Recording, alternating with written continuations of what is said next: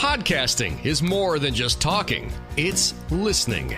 BSing with Bob Schmidt. Entrepreneur, businessman, social media guy, and business owner, Matthew from Orange Computer joining me. I wanted to bring you onto the show, Matthew, to talk to you about our computers, because everybody in business has a computer, but what's the best way to, get your computer set up for business? Well, there's a lot of things that go in with computers as far as like what you use them for, what your tasks are. The basic business computer, a desktop computer or a laptop computer, will do most of what people need. But it's just figuring out the question of what do I need to use my computer for, and then going from there. And I think that a lot of people assume that, I need a laptop because I need to be mobile, which is true a lot of the time. But for certain business tasks, a desktop computer where it stays in the same place, you can hook up all your stuff and keep it plugged in, really does fit some circumstances a lot better. So even starting with the physical computer, I think people assume, I need a laptop, when that may or may not be the best thing for them. So really the question to start with is, how am I going to be using my computer? Am I going to be using mostly documents, email, communications? Am I running a specialized application for audio or video? And then going through and figuring out, hey, what's my main task? And then what machine do I want to get to do that? Or if I already have a machine, what changes do I need to make sure that it does the thing that I want it to do? Because the main thing, or the main important thing with computers is computers are just tools to help you accomplish tasks, and they're programmed to do that. But you want to make sure that you're clear on what task do I want to accomplish with this machine, and then make sure the machine is set up the way you want it to do the task that you want to accomplish. So it's a very general overview, but that basic part, I think that a lot of people overlook. It's just a machine to help you accomplish stuff, to do things, to get tasks done. And then once you start from there, then you can customize your machine or set it up in the way that you want it to be done. I guess the biggest shock that you said to me was that desktops are still a thing. Yeah, absolutely. And it's, I carry a laptop with me everywhere. I like being mobile. I've certainly overheard people say, you've got to have a laptop because you got to be mobile. But, in certain circumstances, especially things like video editing or even working with documents or coding or websites or programming or even lots of communications, having a desktop and a desk where everything is set up how you want it to be set up, and you can have two large monitors, that can be a lot more effective at getting your tasks done in certain circumstances. But if you're a person that always needs to be on the move, you need to be at tons of meetings, that sort of thing, well, then a laptop is going to work better for you in that circumstance. So it depends on what kind of work you do. And a lot of computers, it used to be, when we first got my computer, a computer was well over $2,000 for just, a basic desktop computer that we had to figure out how to do stuff on it, right? Well, now you can get a very powerful computer for around the $500 range, a quarter of that cost. And so the ability to have a laptop for being on the go and a desktop for dedicated specialized work is certainly affordable for most people. Desktops are definitely a thing, and they can be very useful and specific.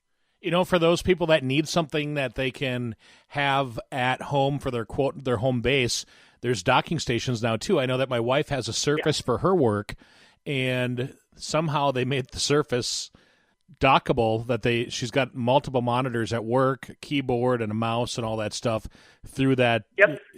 through a tablet. Yep, and most business class laptops will have a little port on the bottom or on the side that they can click into. So HP business class, their EliteBooks or ProBooks, Lenovo ThinkPad, Dell Latitude, all these business class laptops have a dedicated dock accessory that you can get for the laptop, and then it clicks in and will charge the laptop through that. And you can hook up all your stuff to that dock, and that way when you want to click in you can have your monitor, your printer, your extra keyboard and mouse, all that stuff plugged in, ready to go to that dock. You just click it in, your laptop charges, connects to all those things, and when you want to leave, you click it out and put your laptop in your bag and go. So, yeah, the docking station is a great feature that a lot of people aren't aware of for laptops. Matthew, let's talk about backup on our computers, because I have a lot of audio that I carry around on my laptop, and I use Dropbox for transferring of files and saving of them, but sometimes, I don't get a chance to do that. Is it important to constantly back up your machine?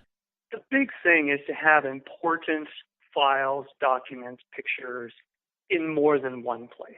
And so there's a lot of ways that you can accomplish that. You can use an online syncing service like Dropbox or Google Drive. There's a number of other ones as well, both from big companies to smaller providers.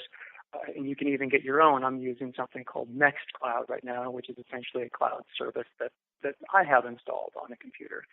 So there's lots of different things that can do that syncing, and that works well when you're syncing with multiple computers, because then it syncs to the cloud service, and then it also syncs back down to another computer. In the example that we talked about before, where we have a home base with a desktop computer, and then we have a mobile computer, a laptop on the go, then this cloud syncing service works great, because then it's, we save the file on our laptop when we're out and about, and if it gets an internet connection, it uploads it to the cloud, and then it automatically downloads it and syncs it to our desktop computer at home. So then just by saving it in that syncing service folder, like a Dropbox folder or a Microsoft OneDrive folder or a Google Drive folder, and by doing that, you'll have that file in three places fairly automatically. And that acts as a backup, because then you have your stuff in more than one place, your important stuff in more than one place. The thing is, you have to make sure that you save it in there and that you check that it's actually, oh, yes, it is actually syncing, because something might go wrong or not work, or a setting might change so that your stuff isn't syncing. So you want to check on it every once in a while, and that's an automatic way to have it happen. It isn't a true backup in the sense that it won't keep versions of stuff. If you accidentally delete something, let's say you're working on your laptop and you want to delete one file and you accidentally delete 5 and you don't notice that, well, then it will sync those changes up. It will delete the file on your cloud service, and it'll then delete the file on your home computer as well. Because its job is just to sync. Now, there are some backup settings or archive settings that you can set with some of the services, but I think that people don't realize that if you accidentally delete a file and it syncs to the other machines, well, that deletion syncs through all of the machines, and they can really be upsetting. It's like, I needed that thing and I messed up, and then the thing that I thought it had backed up isn't backed up because it deleted them all, everything else too. So a different kind of backup strategy is a more manual one, or one that archives. So a great example of this, just in the manual case, is I take a USB flash drive, plug it into my laptop.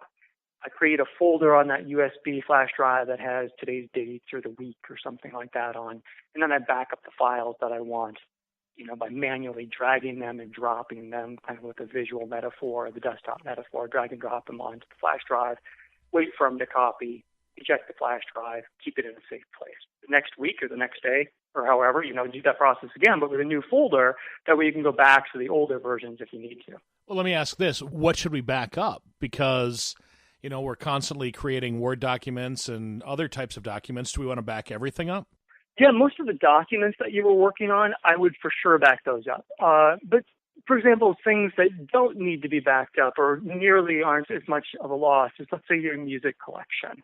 If you've got a music collection, you've got those files on your computer, and those might take up quite a bit of room, might not fit on a flash drive. But if you lose them, you're really not going to be out that much, in the sense of, you might have paid for them already. You might have them on CD. You could rip them. You could copy them. You could download them again. There's ways to get that again, because, that Beatles album, tons of other people have that Beatles album too. It's going to be easy to get that again if you need to. But if you have a book that you've been working on several chapters, and it's been weeks that you've been doing this work, well, if you lose that file, nobody else is going to have that. You can't just get that or download that again. So if it's work that you've created, you want to make sure that you have a backup of that. But if it's stuff, I downloaded an ebook, music, downloaded videos, any of those kind of things, that really doesn't matter as much for backup. Sure, you might have to spend time to get it again or money to get some of that stuff again, but it's different than your own creative work that you put in time that would be difficult for you to do again. So that's kind of examples. Your own work, definitely make sure you have it backed up. Other stuff that you can get again, not as big of a deal. These podcasts are always available at BSwithBobPodcast.com. So is there software that's available for us to back up the items that we have on our computer and then to basically to archive that, or do we have to do it all manually? Yes, there are automatic options that are built into most operating systems. So most people will be using a version of Microsoft Windows, the Windows 10, which I think most people will be using now, has an automatic backup feature. I made a video that shows people how to do that. I've got that on my YouTube page. It's really a matter of just searching for the backup in the Start menu, configuring it correctly so that it backs up to an external drive. That works if you've got that external drive plugged into the local computer. So it works especially well for a desktop computer where you can just leave everything plugged in. With a laptop computer, you got to make sure that you plug the drive in and that process runs and you check on it, that sort of thing. So the Windows 10 backup, built-in backup, works pretty well. It essentially just creates a folder and runs on a schedule, and you can set it up to back up every hour or every day, or there's a number of different settings that you can use that work quite well with the Windows backup utility that comes with Windows. And then the same thing with the Mac OS as well. Matthew from Orange Computer joining us. Matthew, please send me your contact information, like your YouTube, your LinkedIn, and your Facebook and Twitter, and I'll post all that stuff on the page for the website with the with the podcast here. So, what happens if you've got everything backed up and the hard drive that you saved it on decided it didn't want to work anymore? Oh, the backup. So that's why you want to have your stuff in two places. This has happened where somebody is, and correct me if I've got the situation right or not. Essentially, let's say somebody backs everything, all their stuff, they just move it. They take all their stuff and move it to an external USB flash drive or a USB hard drive, and that hard drive stops working, or their dog eats the drive or something like that, chew toy. Well, then that's why it's so important to have it in more than one place. So if you moved everything to that and it's no longer on your computer and it's only on that backup drive could be lost, stolen, put in the washing machine, become a dog chew toy. And then if it's only on that drive, it's gone, or it's really hard. It can be recovered. There's some data recovery services. I can check out the drive. I can refer people to a data recovery service where they send the drive off, and they are often successful at recovering it. So even under kind of this catastrophic failure where the drive just doesn't work anymore, it's possible to get the data back. So that's good to know. It's just expensive, usually over $200-300 to have a specialist use their particular tools to recover stuff. And so backup really saves you time and money by just saying, I've got it in more than one place. In addition to having it on my computer, I have it on this backup drive, and then I also have it on maybe another computer and a cloud service. So that way, if, or a classic example, if you've got your backup drive and your laptop in your backpack, and then somebody steals your backpack with both the drive and your laptop, or you lose your backup, backpack, or whatever happens, then both your backup and your original are in the same spot and they're gone. So that's another example of things to be careful of, is to make sure that your files are not only in more than one device, both on your laptop and your backup drive, but that they may be in different locations as well. So if something happens with one location, that you've got your files elsewhere. So but those are some examples of some things that could happen. I think it's good to be scared a little bit about I didn't think about that, because then it prompts you to say, hey, if I do have important files, today, I can go make a copy, make sure they're in more than one place. That's some good advice right there. What about virus protection? Is there a better than the other one type of virus protection that's out there?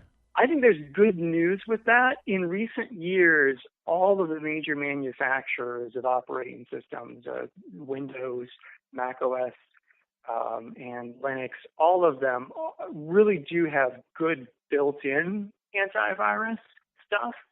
So like the Windows 10, Windows Defender that comes with Windows 10 is pretty good. And it's not necessary in recommending another virus protection. Yes, there's probably some great virus protection software out there. People have used Norton for years or McAfee or those sorts of things.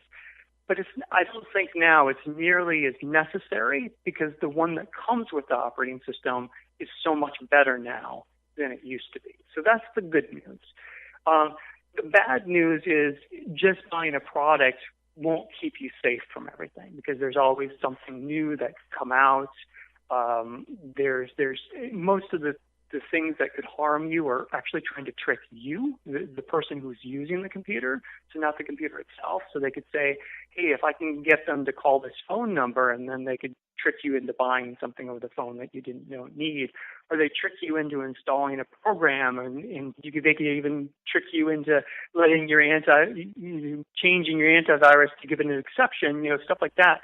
So you can still be tricked as the person using the computer, and that's the biggest weakness. Even if you do have good virus protection. So just be careful what you're clicking on, making sure that you read things. Do I really need this program? Stuff like that is always good. But I do think that the built-in protection that comes with Windows 10 and with Mac OS is good. So that's excellent. The one paid program that I do recommend is called Malwarebytes. And it runs through and does some checks in active protection against things that is known as malware. So not necessarily viruses, but just software that has malicious intent, doesn't have your best interest in mind. There's a free version of Malwarebytes, and then there's a paid version of Malwarebytes. And the free version allows you to run some manual scans. The paid version does some active protection stuff. I think it's $25 a year. If people really want to buy something, that's usually the thing that I recommend. Okay, now will that help us to secure our environment then, or is there anything else that we can do in order to make sure that we're safe when we're on Facebook or LinkedIn or Twitter or any of the millions of email hosts that are out there?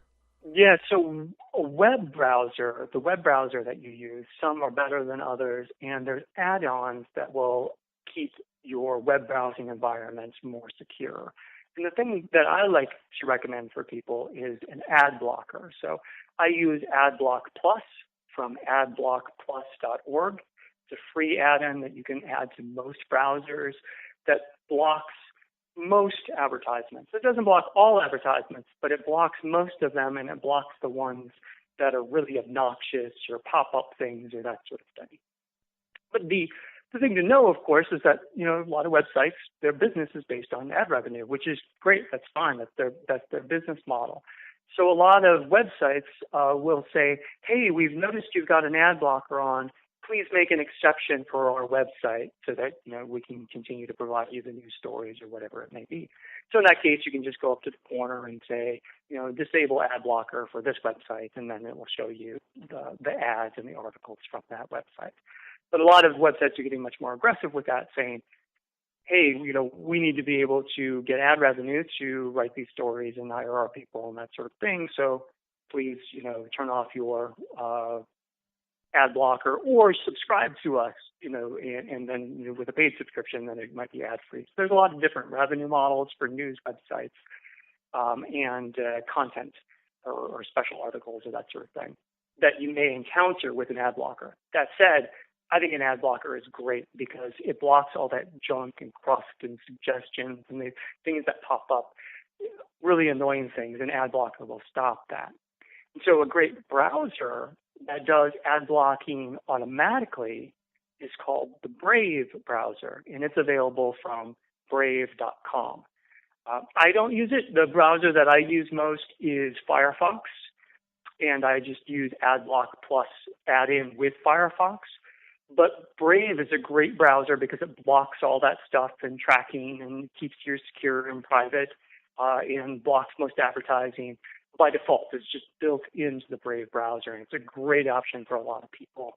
If people like Google Chrome a lot, but are concerned about privacy, downloading and switching to the Brave browser is a great option. It's free. There's a lot of great stuff that goes with it. It's fast.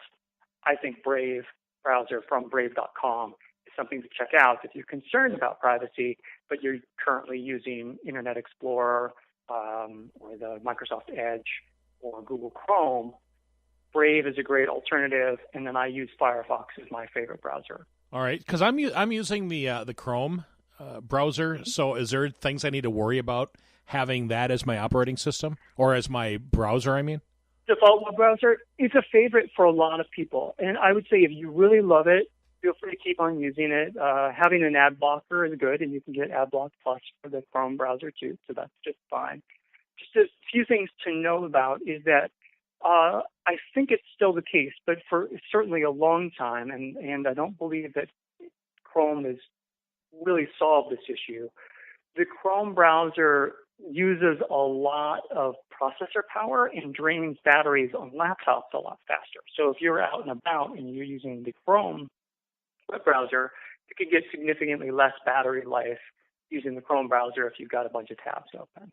So something to know about, not a deal breaker, but Chrome browser uses more battery power quicker if you're on a laptop than the Firefox browser would. So something to know about. And I think Brave also uses quite a bit more energy than Firefox as well. It's not a deal breaker on your laptop. It might only be a 15 minutes or a half hour difference, something like that, but something to be aware of. Then the second reason why Chrome isn't a favorite is all the add-ons and extensions that you can get, which is good. You can say, hey, I want to get this add-on to do this, or the ad blocker that I mentioned. It's an add-on or extension that you can download and kind of plug into your browser. The ones for the Google Chrome browser extensions, the code isn't reviewed or audited by a real person. It's just kind of done some automated checks to say, yep, okay, that looks good. The program checks that out for it to be included in the Chrome extension store or whatever they call it. With Firefox, a real person actually goes through and reads all of the code. So if there's anything malicious hidden in there or there's something that's just not quite right, a real person can check that better than an automated kind of robotic check. So that's one thing to know about. But for most people, if you really like the Chrome browser, I think it's perfectly fine to keep on using it. Just know that there are great alternatives to try, such as the Firefox browser and Brave from brave.com. So, Matthew, what are some other good business-type apps that we can put onto our computers? I really like some web-based ones. It really is all about how do you get your tasks done. So to-do lists or things that organize your documents or your day or your schedule or that sort of thing, I think are really important. So there's a service that is done really well called Todoist. So it's Todoist, and that's available as an app for your mobile phone and from Todoist.com. And essentially, you create an account, you log in. It's a service, and there's a free edition, and then you can pay for being able to do more stuff. And it's a really unique way of doing or keeping track of tasks because you can categorize them. It's complicated, but it's also pretty easy to use. So they've put all this functionality that you can do with to-do lists and made it very easy and accessible and pretty easy to use. And then it syncs so that you can have the app on your phone and you can bring it up on your computer and you can have it in a web page. And so Todoist.com is a great way to keep track of all the stuff that you need to get done. I used to use it a lot. Now I use essentially a simpler to-do type of thing that I use with the Nextcloud server that I've set up for myself.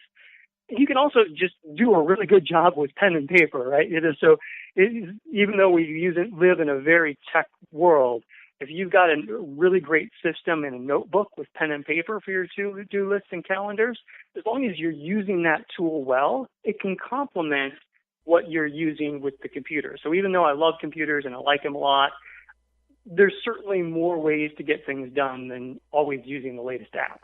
Sometimes it can be just a simple document, either on paper or in your computer, that if you've got a really great way of organizing your thoughts, use what works for you. Right. But I guess the encouragement is try a few different things, figure out what works for you, and then keep on using it. Actually surprises me to hear you say that. Yeah, pen and paper still works. I mean, and we even mimic things, right? The latest tablets. What do? Well, they try to mimic pen and paper, with a stylus as much as they can. So sometimes, and you can use them together. So a lot of times you can do write or brainstorming on paper, with a pencil and paper or pen and paper, and then you can take your phone and take a picture of it and archive that, and then back up that photo. So there's ways that we can use older technologies that you don't think of as techie, but combine them with the ease of being able to take a picture with a smartphone or file it in a computerized system so that you can recall it or search for it later. So we can use these things together. We don't always just have to use the latest tech thing that people say we need to use. Finally, Matthew, I want to hit on speeding up our computers. I know that a lot of times people have their computers and they have it open and it runs all day long and it slows down and slows down and slows down. Yeah. And pretty soon it's like... You bought that computer a couple of years ago and now it just isn't nearly as fast as when you first got it. Absolutely. It's a common problem. And so there's a couple things, making sure that you've got the latest updates from your operating system provider is good. It keeps your computer safer and it might fix some issues and bugs and that sort of thing. But they can also introduce problems. If those updates take a lot more memory to run on your older computer, then they could slow things down too. But I think overall, people often ask me, should I run the updates? And for the operating system, absolutely. I do think it's best if you keep your system up to date. So that's a good thing to do. The second thing is to remove programs that you don't use. So if you installed a program for your printer, but now you no longer use that printer, you got rid of it, but the software is still installed for that printer on your computer. Well, you're not ever using that because you're not using the printer. So removing that software, going to the add and remove program into the program list, and uninstalling that program that has to do with the printer that you no longer use is really good. Or if you downloaded a bunch of programs and you were just testing things out and you were comparing programs and you decided on one, you said, I'm going to use this one. Well, then the ones that didn't make the cut, the ones that you were just trying out or demoing, we'll remove those when you say, I'm not going to use those anymore. So only having the programs installed that you're actually actively using or that you know for sure you're going to be using in the future is a good thing. Let's say you installed a game, but I really don't want to play that game anymore. I'm done with that one. Well, then uninstall it from your computer. That really does help. Then from a hardware perspective, if your computer has an older spinning style hard drive called a hard disk drive or HDD, hard disk drive, that's a drive that is just so much slower than the newer solid state drives that don't have a moving part and are at least 10 times faster than an older hard drive. So especially if I was counseling somebody, if you're going to be buying a computer, in the near future, make sure that you buy one with a solid state drive.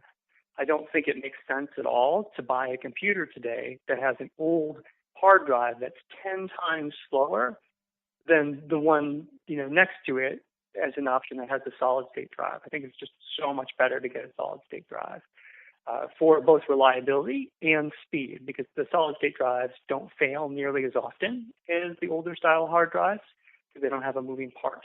They still can have problems and they can still fail, but they fail so much less than the old hard drives. And like I mentioned before, it's about 10 times faster. So doing those updates, starting the computer, installing programs, pulling up stuff is just so much better. You have it's a joy to use a computer that has an SSD, and then when I have to go back to a computer that doesn't, it's like, I'm waiting and waiting and waiting. It's so slow.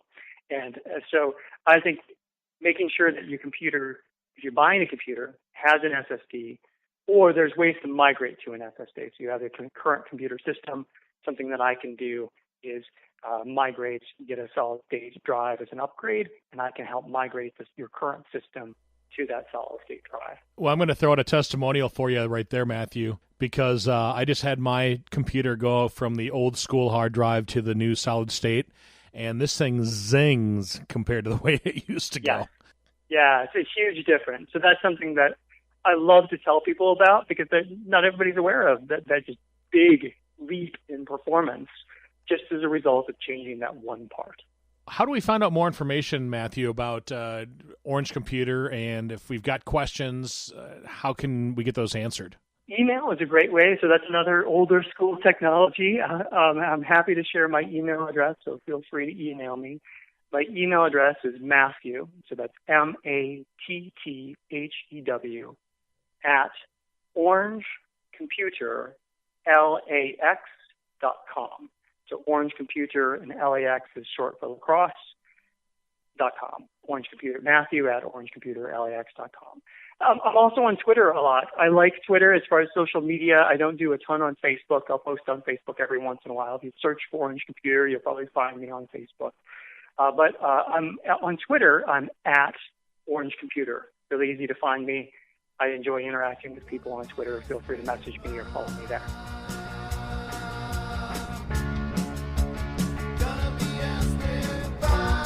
The BSing with Bob Schmidt podcast is brought to you by Orange Computer. Find them online at orangecomputerlax.com. This has been another podcastforhire.com production.